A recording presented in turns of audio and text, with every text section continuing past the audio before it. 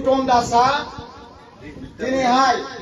ओरैबायदि टार्गेट लादों बिजेपिआ ओरैबायदि टार्गेट लादों जिकुनु प्रकारे नैबे मथनगुरि समस्ति बिथांमोना दखल खालामदों सोलो बोलो बाहायजोबनानै सिमां लादों बिथांमोना खिन्थु एबार फिलार जागोन फेलें जागोन एबार जोंबो खम हिसाबै जाथाय खाथ्रायाखै जे जिकुनु प्रकारे एबार मथनगुरि समस्तिखौ जोङो बिजेपिनिफ्राय जों उद्धार खालामनो जों जानाय कम्प्रमाइज गैया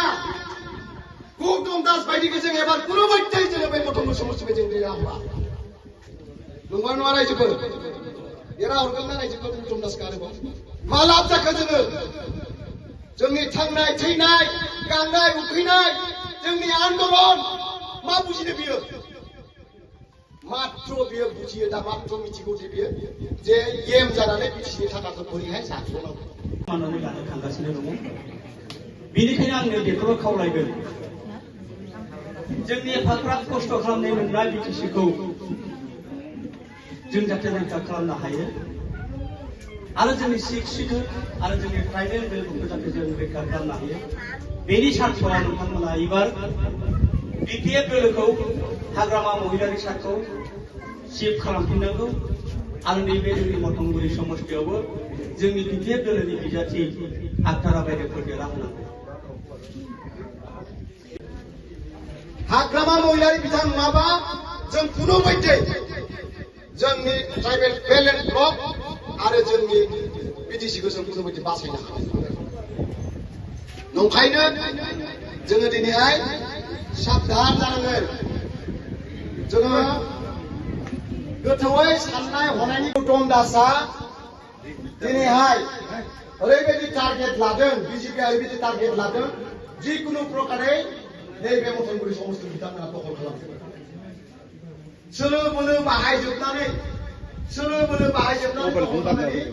सिमां लादों बिथांमोना खिन्थु एबार फिलार जागोन फेलें जागोन एबार जोंबो खम हिसाबै जाथाय खाथ्रायाखै जे जिकुनु प्रकारे एबार मथनगुरि समस्तिखौ जोङो बिजेपिनिफ्राय जों उद्धार खालामनो जों जानाय कम्प्रमाइज गैया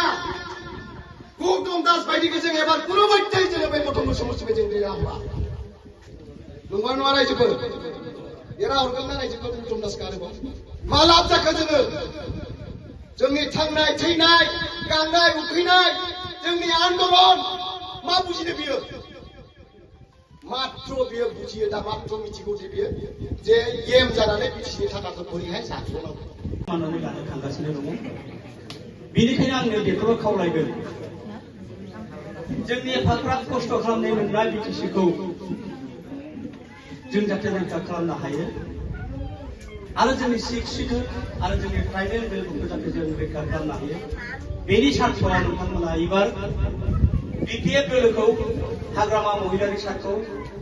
सिफ खालामफिननांगौ आरो नैबे जोंनि मथनगुरि समस्तियावबो जोंनि बिपिएफ दोलोनि बिजाथि